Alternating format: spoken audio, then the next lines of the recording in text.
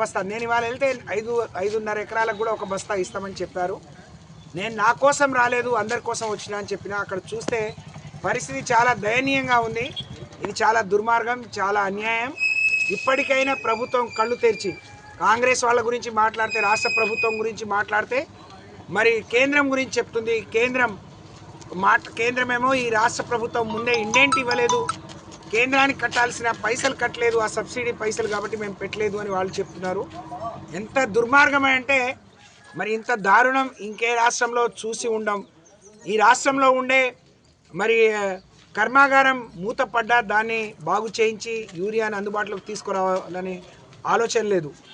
ఇక్కడ నుంచి కాంగ్రెస్ నుంచి బీజేపీ నుంచి 8 మంది రైతుల్ని కేంద్రానికి పంపిస్తే ఒక్కరోజు ఏ ఒక్క ఎంపీ రైతుల గురించి పార్లమెంట్లో ప్రస్తావించింది లేదు. ఇలాంటి దుర్మార్గులను, ఇలాంటి పనికి మాలిన వాళ్ళని, ఇలాంటి చేతగాని వాళ్ళను ఇవాళ పార్లమెంట్కి పంపిస్తే ప్రయోజనం లేదని ప్రజలు అనుకుంటున్నారు.